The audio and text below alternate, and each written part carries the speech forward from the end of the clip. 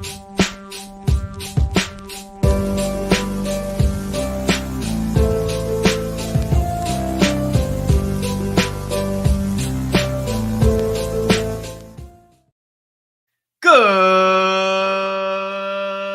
morning, everyone, and welcome back to Wake and Take. It's your boy Jason, and we've got some football to talk about today. Today, we'll talk about some of the highlights in yesterday's preseason games, but then we'll take a bit to go ahead and preview this weekend's preseason games that haven't happened yet. Some of the players that will be playing, the players that we need to keep an eye out for our fantasy football teams. There's actually some studs playing this weekend, so it's going to be a good one. Go ahead, take out your coffee, sit back, relax, and enjoy the show.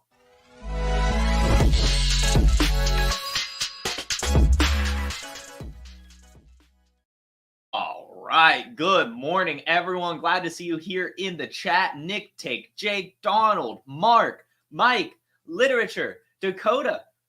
Get Shrek'd. A little Earl Eric Gray in the cup today. Got a little pun going. No, just coffee. But I do like the creativeness this morning. And hey, Donald, it's a day to celebrate. Cheers to you, my friend, as he now has his first share of Kyle Pitts for this season. Congratulations to you, Donald, and all the money that you'll be winning this off season. And that's welcome in. I'm going to be honest with you. Had not feeling great this morning, to be completely honest with you guys. So keep me in your thoughts. Mental health is a thing, but here to deliver some football. And why don't we do that? Before we start talking preseason, I wanted to share this clip I saw yesterday, or this morning really, on Twitter. And that is what Jameis Winston said about Deshaun Watson. I don't know if you've seen this, and it's kind of funny when you think about it, because we talked about it a few months ago. Jameis Winston said he was brought into Cleveland to mentor Deshaun Watson. And I just thought that was the most hilarious thing. Like, Jameis Winston, cool guy or whatever, but I never really pegged him for mentor for a guy who's kind of thrown away his career because of issues off the field in Deshaun Watson. Jameis Winston, awesome though. Love the guy. Great leader. And now I see what he means by mentoring Deshaun Watson. Here's what he had to say. I think that's one of the things that a lot of people forget. When you can go out, you can see practice, you can knick-knack, this, that, patty whack, give a dog a bone. Deshaun Watson is going to turn it on. He always going to find a way to shine when the lights come on. I have no idea what the hell that means, but what does he say about Deshaun Watson? He says he can knick-knack, this, that, paddywhack, give a dog a bone. When the lights come on, Deshaun Watson will shine the brightest. So, hey, we'll see what that means for Deshaun Watson that season. What a quote. Jameis Winston is a national treasure, Mike. You are so right. We need to protect that man at all costs. And speaking of protecting him at all costs, he's playing preseason football tonight. Preseason is happening, or maybe not tonight, but preseason's happening. This weekend he's at least playing. I don't remember the actual games that are tonight. What is that? Falcons, Dolphins, Texans, Steelers are tonight. So no Jameis tonight, but later this weekend for sure. But preseason has officially kicked off. Yes, we had the Hall of Fame game last week, but who really cares about the Hall of Fame game? PU. We want real preseason action. And last night, we were treated to 2 football games that happened for the preseason. And there's just a couple stories that I'll talk about. Really not too much, but just real quickly, we'll run through some of the highlights. In the Patriots-Panthers game, a player that stood out to me in the box score, I'm going to be honest, I box score watched this thing, Mike Boone. Mike Boone had 8 carries and 3 receptions for a total of 47 yards. That's not a ton, but it is very interesting to note because Mike Boone does have a ton of athleticism and has not been on the field the past couple seasons due to injury. Now, of course, it's a crowded running back room, but the Panthers have already shown they don't really care about Miles Sanders. So it's Chuba Hubbard, Jonathan Brooks, and then someone else. And Mike Boone does have all-purpose skill set. Even if he is undersized, he just has so much athleticism.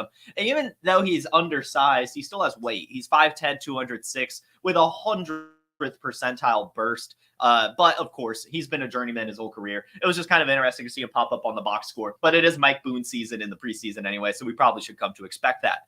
Another thing that stood out to me on the Panthers, not a lot, but Jonathan Mingo had a carry, which I just thought was weird. Jonathan Mingo isn't like the most like yards after catch type receiver in the world. So I was surprised to see him get a carry. I was surprised to even think about the Panthers trying to give Jonathan Mingo a carry, but they did. And I think that that's important to note because, they want to get the ball in their playmakers' hands. And if they think Jonathan Mingo it's curious to see him get a carry. And I think we should take note of that in terms of how the Panthers view him. They view him as a skilled player, a guy that they want to get the ball in his hands. So important to note that Jonathan Mingo got a carry. But the big story in this game was the quarterback, and specifically Joe Milton. All 4 quarterbacks of the Patriots played yesterday. Bailey Zappi, Joe Milton, Drake May, Jacoby Brissett. We'll go from the bottom up. Jacoby Brissett finished 0 for 3, did not complete a pass. Drake May finished 2 for 3 for 19 yards. Bailey Zappi finished 12 of 20 for 108 yards. And Joe Milton came in the fourth quarter, so obviously, playing against the third, fourth string defense, but looked pretty damn good. 4 for 6, 54 yards and a touchdown, and also had 5 carries for 22 yards, one of which was a really, really nice scramble even. Like, he avoided some pressure and ran around to the other side, a little bit of an end around type move. Broke a tackle, and gets open for like 12 yards. Pretty decent run from him. But I do just want to stress, this is Joe Milton we're talking about. He has done this before at Michigan, at Tennessee. He has bursts of where he looks good, but then he loses it. I don't know what it is, but he is very talented. He has the strongest arm we've probably ever seen, but there's something not there really ever. So really, I just want everyone to pump the brakes on the Joe Milton beating out Drake May potential. That's not happening. Drake May is the future of this Patriots organization, first and foremost. But it's a cool story. So congratulations to Joe Milton. And then lastly, on the Patriots, there was a lot of all the quarterbacks played, and all the wide receivers played too. The biggest, most productive one was Kayshon Boutte. So important to note that, I guess, 3 receptions for 53 yards. But Jalen Polk also had 3 receptions for only 14 yards. And Javon Baker also had 2 receptions for 11. Would have had a lot more if Bailey Zappi knew how to hit him. I was reading that Javon Baker actually was beating his corners pretty easily and getting open, but Bailey Zappi just wasn't really finding him. So that's encouraging too. Really, all of that's encouraging. Jalen Polk, 3 receptions, even if it's only 14 yards, encouraging. Javon Baker, 2 receptions for 11, encouraging, especially coupled with the fact that he got open on a few more routes and just wasn't throwing the ball to. So hopefully that develops over time. And we've got to see how Kayshon Boutte goes through this offseason. This is a very, very crowded receiver room. Kayshon Boutte is going to be buried on the depth chart. Like, just because you lead in a preseason game doesn't mean you're going to end up climbing the depth chart. He's still very buried. But if he can earn himself wide receiver 5, 4, if injuries go his way, he could end up being relevant again. But probably not. Probably not. So we'll go ahead and move on now to the Lions-Giants game. And there's a couple stories here too. But again, not like too much to take away. Just some fun little highlights I'll go ahead and discuss. First off, as we talked about at the top of the show, the little Earl Grey pun from Get Shrek Bra. Earl Grey stole the show. He really did. He had a great run, a breakaway run for about 50 yards, 40 yards. He had 4 carries for 52 yards and 2 touchdowns, so that's incredible. And also had 4 receptions for 46 yards, 98 yards from him and 2 touchdowns in yesterday's preseason game, doing whatever he can to keep himself on the roster. And important to discuss that, as Tyrone Tracy had only 5 carries for 26 yards, so not as productive as Earl Grey. And then Dante Miller, ladies and gentlemen, we'll get some more Dante Miller hype going on this show. 12 carries for him, and took that for 63 yards. So you never really want to see the guy have more volume than the rest of the gang, but at least he was efficient. At least he had a good bit of yards. And also, as mentioned in this comment from Ryan, he also had himself 2 catches. So Dante Miller getting some preseason usage. Excited to see if he can earn a roster spot. Again, this guy's 4.27 speed and is only undrafted because he played in college when he shouldn't. He's transferred out of his college to go to South Carolina and actually wasn't eligible to play football. And they didn't realize that until after the draft. So he wasn't able to declare at all. He just had to be a free agent and bounce around until this year, where he's finally able to make his start. But he probably would have been drafted if he actually declared. So this is a player that I do want us to keep our eye on for sure.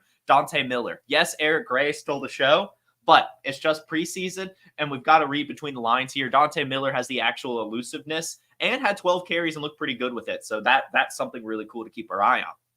Now, I have been saying that we should be picking up Drew Lock in case they get rid of Daniel Jones, but well, that was not good. That was not a good take, apparently, as Drew Lock looked awful yesterday, finished 4 for 10 for 17 yards and had an interception, and then also got injured. So that was a crash and burn for Mr. Lock yesterday. And then in contrast, Tommy DeVito came in 8 of 15 for 92 yards, and the fans love it. The fans still love Tommy DeVito. In fact, I believe they booed Drew Lock. I read that when he got hurt. I believe I read that, and then they started cheering for Tommy DeVito. So that's very interesting if that's true. I remember seeing a tweet of that. Again, I didn't watch this one either, but it's just anyway, if that's true, very interesting stuff going on in New York. Maybe Tommy DeVito ends up being the backup over Drew Lock. So just keep watching that. Hopefully this injury isn't too serious. But the big thing to take away from the poor quarterback play, really from both of them, yes, Tommy DeVito didn't turn it over, but he's still only 8 of 15. That's not great. Why is that the case? The offensive line. That Giants offensive line did no favors. Consistently gave up pressure. And then that just doesn't bode well for the season. The offensive line was already a huge concern from the Giants last year. The fact that they're coming out here and in a preseason game looking like shit too, that is not good news. So hopefully they shore that up and Daniel Jones doesn't get killed this season. On the Lions, the big story that I wanted to watch really was, what the hell is this Doris Fountain dude? What is Doris Fountain doing? Is he actually the wide receiver 3? Doesn't seem to be the case. He wasn't targeted. He had no receptions. A lot of other players did. So I think that's good news for Donovan Peoples-Jones holders, who did have 1 reception for 26 yards, which is exactly what he should do given his archetype. So I think that Donovan Peoples-Jones is still probably going to find himself as the wide receiver 3. Yes, we have a couple more preseason games to go, but Donovan Peoples-Jones has been productive in the NFL before. I found it kind of hard to believe anyway that Doris Fountain was making noise. Donovan Peoples-Jones makes the most sense to play this position as an outside receiver. Not a ton of volume, but can stretch the field, can run some routes, can be okay. That screams Donovan Peoples-Jones. So I still think he'll be the wide receiver 3. Cool to see him get a catch, and Doris Fountain not.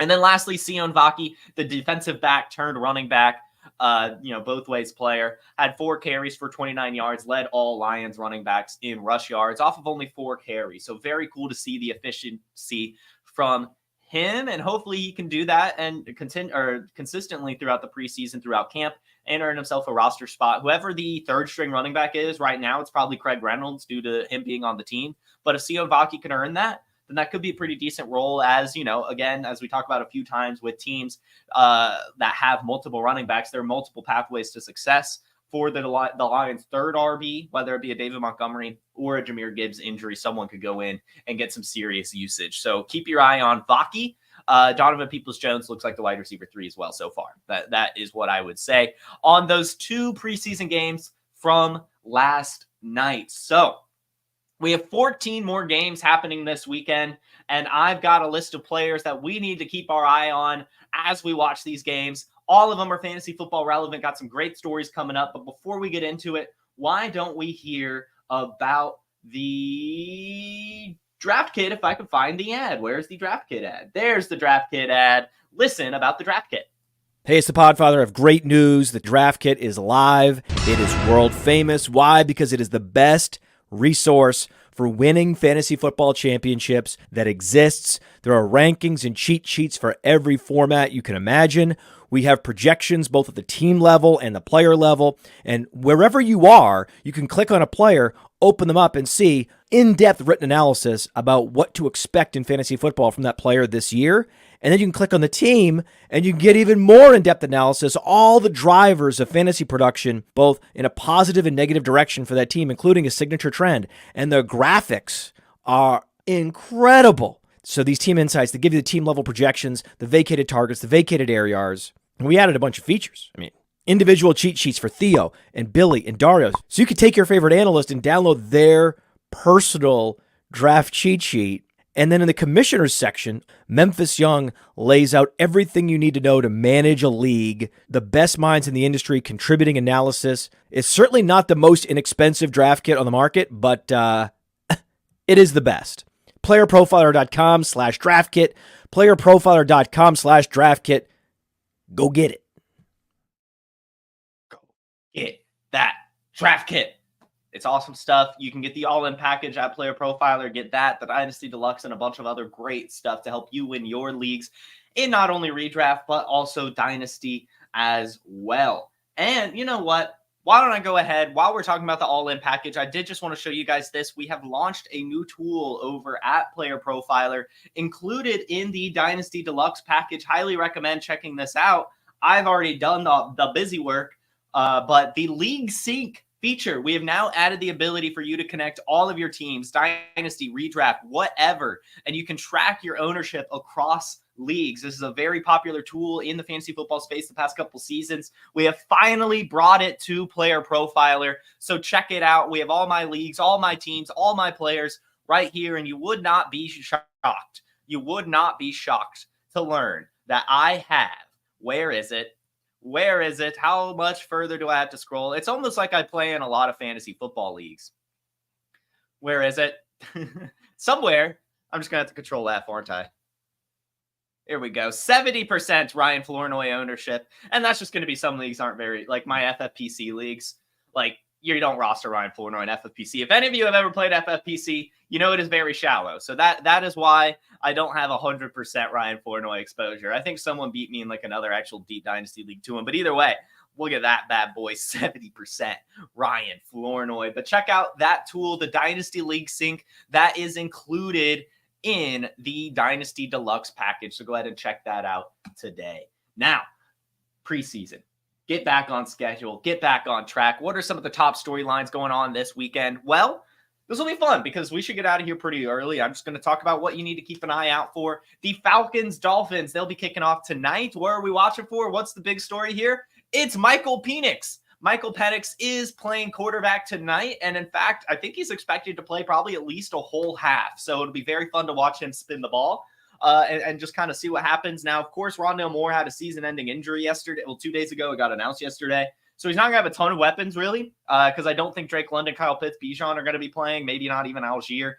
So he's not going to have a ton of people to throw the ball to, but he'll be out there. And it was just cool to see.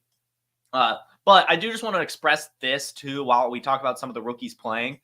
There's going to be learning curves, right? Like, even if it's preseason, even if it's against second, third string defense, like, it's still hard, okay? So, don't expect the world, but hopefully we could see some positive things from some of these rookie quarterbacks getting out there. Michael Penix throwing the ball. And, yeah, we'll be throwing the ball to Casey Washington, one of these sleepers that we need to keep our eye on for sure. So, hey, Michael Penix and Casey Washington tonight. The Dolphins, I guess we could keep an eye out for Jalen Wright. Of course, we love Jalen Wright here, so I want to see what he can do.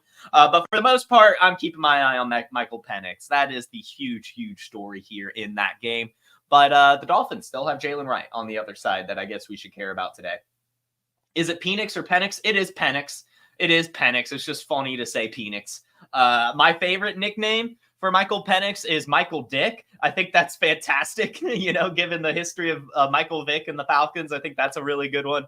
There's also Mike's Hard, a little joke on the Mike's Hard lemonade. But anyway, there's some good ones out there. Unfortunate last name. I would have changed it by now if I were him, to be completely honest with you. But hey, more power to him. Maybe that's made him the man he is today. Just all the adversity he's had to face with a last name such as his. But anyway, Michael Penix playing tonight should be good.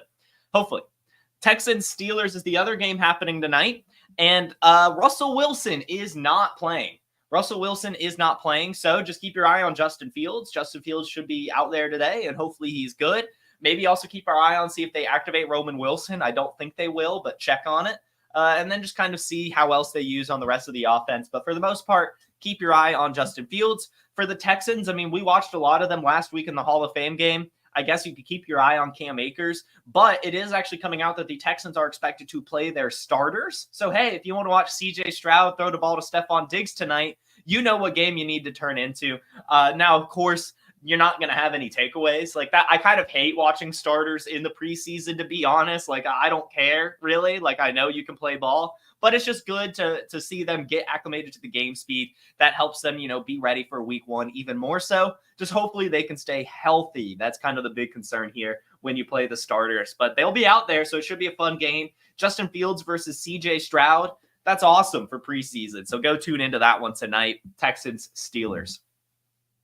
Another preseason game that's happening is the Eagles Ravens. And the big things I'm watching out for on the Eagles side of the ball is going to be Will Shipley. I want to see how much usage he can get. I want to see how good he looks. I think that's going to be fun to watch, as well as Johnny Wilson. I want to be proven wrong. Like I said, he looked terrible to me at the Senior Bowl. I did not like him as a route runner. But he is making some noise at camp, especially in the red zone. I want to see if he's worked, refined his route running skills a little bit, and want to see if he actually is, getting some separation and coverage and true game speed. I did not see that happening at the Senior Bowl. I'm very, very shocked to be able to see it in the NFL. But hey, he can prove me wrong. That's what the preseason is for. So I want to keep my eye on those two Eagles. And then on the Ravens side of the ball, all I care about is Devontae Walker. If I don't see a Tez Walker touchdown, I'm going to scream. I'm going to be so mad. I need to see it. I want to see these deep shots. I want to see a separation, and I want to see him catch the ball. That's kind of the big thing here. Again, when I saw Devontae Walker at the Senior Bowl, he was really, really good at separating, but continuously had drop issues. We're hearing from camp that he's actually making some good catches and looking good at camp. So hopefully he parlays that into some good stuff in the preseason as well. So keep your eye on Tez Walker. Check out how good he is at creating separation, and then see if they are actually dialing up some deep shots for him, as I'm sure he will. The next preseason game is the Commanders-Jets, and none of the Jets are really playing, given Aaron Rodgers, as far as I'm aware. Like, you could, I guess, watch Malachi Corley, see what they do there. But the big thing is Jayden Daniels is starting. Jayden Daniels will have some action tonight. Or not tonight, this weekend. I think that's a Friday game. But yeah, Jayden Daniels out there. Fun stuff. Go tune in. Get some Jayden Daniels on your television. Everything we're seeing right now from camp is that he is over-delivering even, like exceeding his already very high expectations. He really seems like a stud based on everything we're hearing, has some good weapons. I like the offense they're building around him, all the way down to the coaching staff. So keep your eye on that.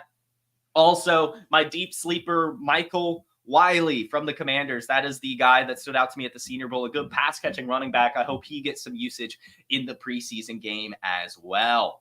Yeah, I guess Braylon Allen action. But do we really care?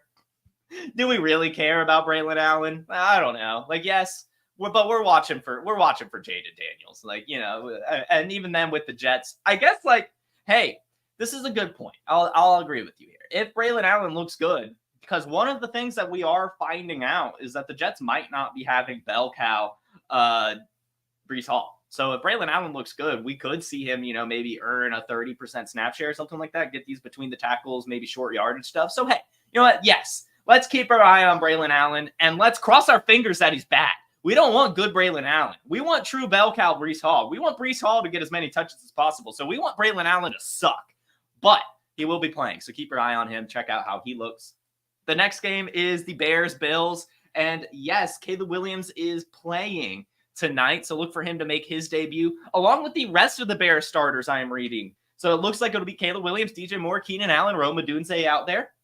Check to see how he's delivering the ball. I expect more targets to go to Odunze, not just because I believe in that connection, but because it's preseason. I think that they want to get them more acclimated than the veterans. But it looks like the vets will be out there too, so just see how they're utilized. But I'm more so excited for the Caleb Williams-Odunze connection in that game. And then on the Bills side of the ball, Ray Davis, I guess, like the big rookie to keep our eye on. But it looks like the Texans, the Bills will also be playing their starters for, it looks like, a quarter. So just keep your eye on that. I want to see how Dalton Kincaid is used. I want to see, all of that stuff, really. Keon Coleman, of course, as well. Just see how they're utilized, see how they look, all that stuff. The Bills playing their starters is huge. But I don't really care about the backups outside of Ray Davis. Maybe Frank Gore Jr. could be fun, maybe. But for the most part, I'm just excited to see Caleb Williams and Rome Odunze in that game. So make sure you tune into that to see how those rookie phenoms look.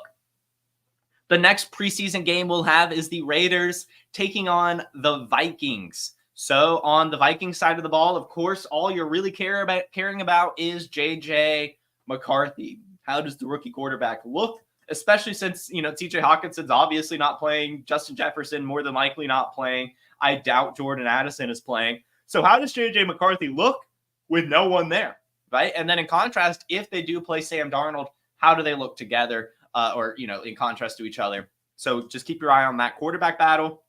Dylan Laub, also a big one to watch out for in this game. How much usage does Dylan get on the Raiders? Are they giving him actual carries, or are they just using him as a satellite back? That's going to be very, very intriguing. And then Raiders are playing both Gardner Minshew and Aiden O'Connell. So go ahead and tune into that as well. See how that looks. And then keep watching, as Carter Bradley will also be taking the field, and just see. I know that, hey, this is an undrafted free agent quarterback, but we talked about him on yesterday's show, and we talked about him after the Senior Bowl. He stood out to me at the Senior Bowl. He's Gus Bradley's son. He showed up in the biggest games in college, upset UCLA, upset Oklahoma State, only lost by 3 points to Notre Dame. It's interesting. It's interesting. So I just want to see how he looks, because it's possible, because we're hearing that Aiden O'Connell and Gardner Minshew don't look good. So it's possible Carter Bradley looks just as good as them. And then we have a three-way quarterback battle, depending on how this preseason plays out, and probably not. I understand that's a long shot, but hey, have some fun, stick around, watch all of the Raiders quarterbacks in this game, just to see how they all look. All three are playing: Minshew, AOC, Carter Bradley. Watch the Raiders, and especially watch Dylan Laub outside of those quarterbacks. Next game is the Packers-Browns, and for some reason, Deshaun Watson's not playing. And I understand that it's not new, or that it's kind of a newer thing for teams to play their starters in the preseason. Deshaun Watson needs to be played. Brock Bowers too. I don't know if Brock Bowers is playing. He should be. That's a good point. Sorry, Get Shrek, bro. You're so right. You need to watch Brock Bowers too in the Raiders game. What the hell am I thinking? Brock Bowers is a player to watch too. I honed in on Dylan Laub and the quarterbacks, but Brock Bowers too. He should be out there. He's a rookie. He should be out there. Watch Brock Bowers. So anyway, to the Browns game. Deshaun Watson is not playing. Deshaun Watson is not playing. I don't get it. I don't understand. Jordan Love is playing in this game. It'll be Jordan Love versus Jameis Winston. Why is Deshaun Watson not playing in a preseason game? Somebody tell me this. Because what we're hearing is that Deshaun Watson isn't looking good at camp, and he needs reps. So why are they not playing him in this preseason game? I have no clue. I don't get it. I don't understand it. I don't want it. But so anyway, I hopefully he plays in this preseason. Deshaun Watson is not good anymore. He needs these reps. He needs to build his confidence. He needs to get comfortable. Coming back from injury too. I mean, what are you doing, Browns? I don't get it. I don't understand it. But it'll be Jameis Winston versus Jordan Love. It looks like all the wide receivers will be playing from the Packers too. They're expected to play all their starters, similar to a lot of the other teams, for a quarter. So just check to see how they are kind of divvying that up, and then look to see how good Jameis Winston looks. It could be a quarterback competition maybe, because Deshaun Watson is not good anymore. Has kind of been a liability back there. Jameis Winston can at least sling it. So we'll see. Will be fun. The big thing, though, outside of the starters on the Packers, is just Marshawn Lloyd. How good does he look in this preseason game? How much usage is he getting as both a runner and a pass catcher? That is something very important to keep our eye on here. So Marshawn Lloyd out of Green Bay. What is he looking like? The next game is the Chiefs-Jaguars, which is a very fun game. The big things, of course, Brian Thomas, Xavier Worthy. We're all going to be watching those guys. How are these first-round rookie wide receivers looking in their new offense? And especially with Xavier Worthy, the Chiefs are playing the starters, so we want to see that Patrick Mahomes to Worthy connection. But that doesn't matter too much. I more so literally just want to watch Xavier Worthy run some routes. I want to see how he handles press coverage. I just want to see how he looks on the field. All of that stuff. Marquise Brown is also new to the team, so I want to see that as well. I doubt Travis Kelce plays, even with the Chiefs saying they're playing their starters. I would be surprised if they play Kelce. But hey, if they do, then we are getting a true look at this Chiefs offense, and we should be able to take away a lot from it. But hey, Chiefs playing their starters. Xavier Worthy, Marquise Brown, important to look at. Brian Thomas Jr. as well on the Jaguars side of the ball. I want to see what BTJ is looking like out there. And then also on the Chiefs, I want to check out this backfield. I want to see if the Deneric Prince hype is true. I want to see if Clyde Edwards-Helaire can look okay. I want to see those things. But then also, I want to watch Louis Rees-Zammit, guys. I am so excited to finally see some LRZ on the field. Is he just a kick returner? Is he actually getting carries? How good does he look with the ball in his hands? Those questions they're this weekend. We're going to watch this rugby player. We're going to watch a rugby player play football this weekend. How cool is that? That's so cool. That's so much fun. I'm so excited. That's the thing I think I'm most excited for, to be honest, in this entire preseason. Yeah, it's cool. Michael Penix is throwing the ball for the Falcons tonight. but a rugby player is going to be playing this weekend too. That's so much fun. I love those types of stories. So I'm very excited to see what LRZ looks like. The next game is the Buccaneers versus the Bengals.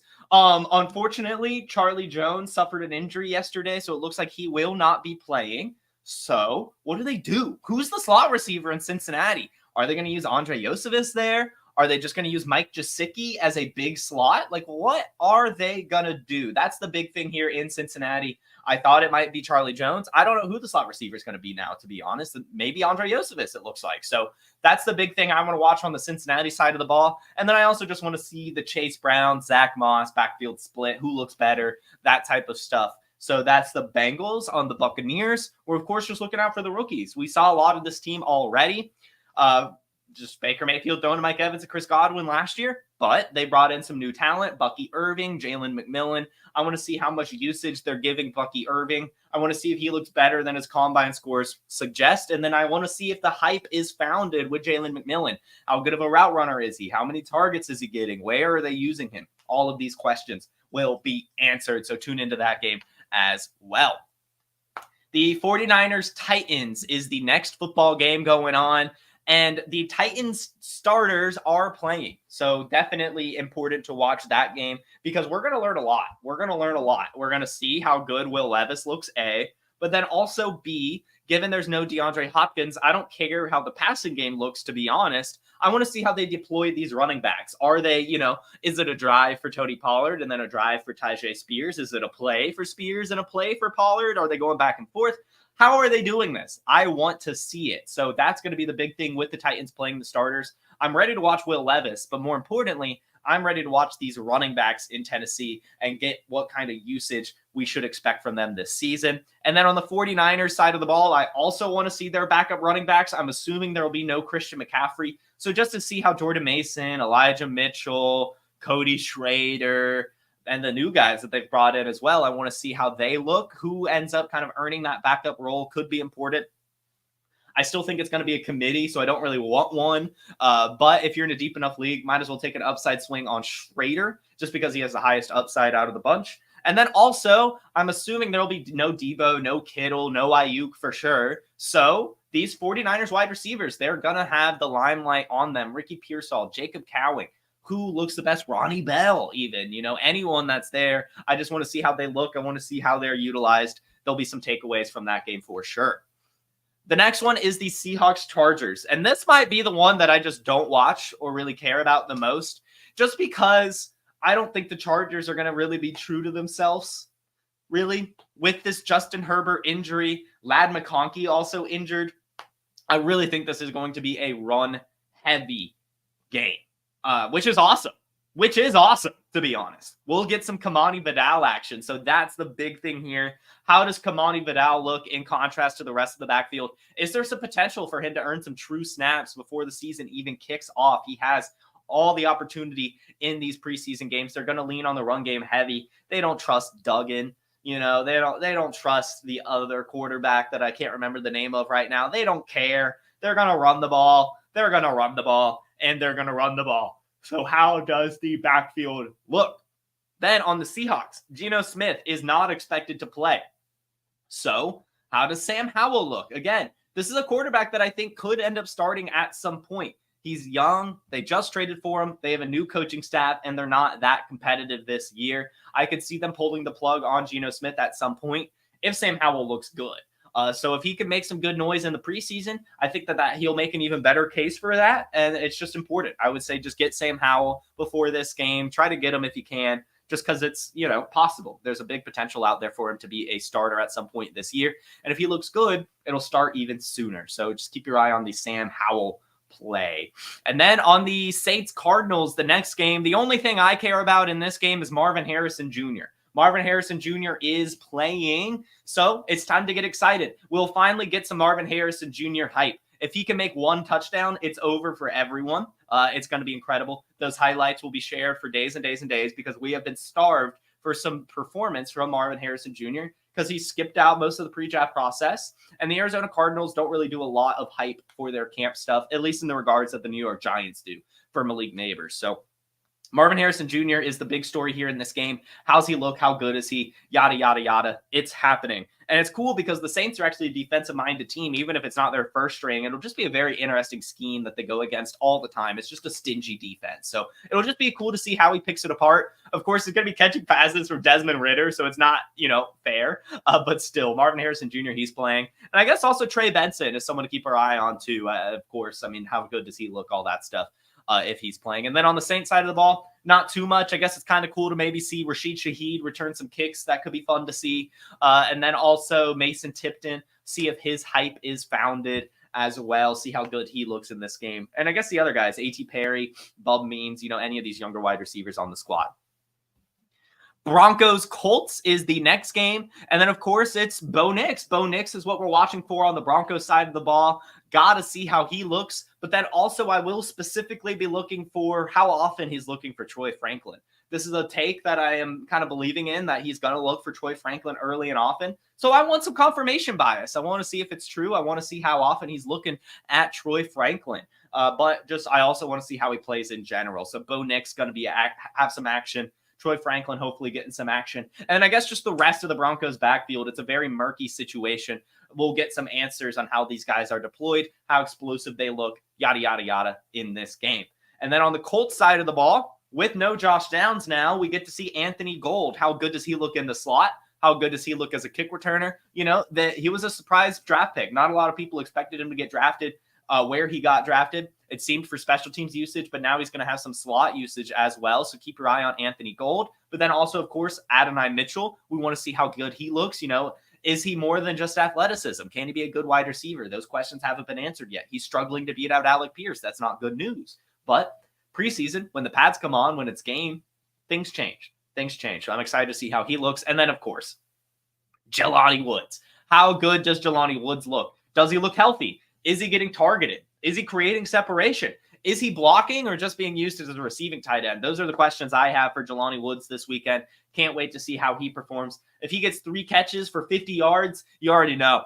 No touchdowns even, just 50 yards. If he gets there 3 receptions, I'm getting excited about Jelani Woods. I already am, but I'm just excited to watch him play. Been a star. We didn't get him last season because of his injury, but now he's back. I want to see how he looks in the preseason. And the final preseason game this weekend, Sunday Night Football, I believe, is Cowboys Rams. There will, of course, not be a lot of Cowboys playing. In fact, there are not a lot of Rams playing either. There's no Jimmy Garoppolo, no Matthew Stafford, no Puka Nacua, no Cooper Kupp. Colby Parkinson isn't even playing, and neither is Blake Corum. So who are we watching on the Rams? Stetson Bennett. This will be Stetson Bennett's first game action, as last year he missed all of it, NFI, for reasons that were never released. I'm ready to watch Stetson Bennett play football. I believe in him as a quarterback. He was damn good at UGA. He was damn good. So I want to see it. I think he can pick apart the defenses, the Cowboys defense in particular, pretty well, even without the receivers. I'm just excited to see how Stetson Bennett looks. And then, of course, on the Cowboys side of the ball, it's Ryan Flournoy's season, ladies and gentlemen. I'm very excited to see how Ryan Flournoy looks. Hopefully he gets some catches, gets some targets, and gets out there and plays well. He finally returned to practice this week with the pads on, so he should be out there playing. Yes, it's going to be catching passes from Trey Lance and Cooper Rush, but still, it should be fun to see Ryan Flournoy. Finally some Ryan Flournoy action, guys. It's going to be good. Going to be great. So that is all the stories I'm looking out for this weekend in the preseason. We'll be breaking those down on Monday's episode, at least some of it. We'll be talking about the highlights of the weekend and stuff. So make sure you tune into that. 10 a.m. Eastern Monday morning. We'll be breaking down the preseason. Maybe. If it's boring, then maybe we won't. But we should be. I'm sure there'll be some fun stuff to talk about. So go ahead and get ready for that. Hit that like button, subscribe, all that fun stuff. Let me go ahead and pop into the chat, see if we have any questions.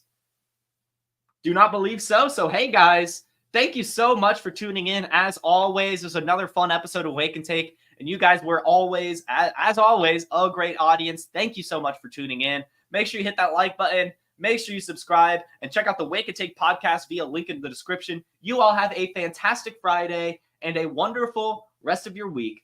Peace. From the Podfather to you, I deeply appreciate you tuning in. And many ask, what can I do? What can I do to help support the hosts, the research they do, the production costs? Go to PlayerProfiler.com. Dynasty Deluxe, World Famous Draft Kit, Rankings, DFS Dominator, and of course, Data Analysis. Subscribe to any one of those, and you support all of us and take Player Profiler to the moon.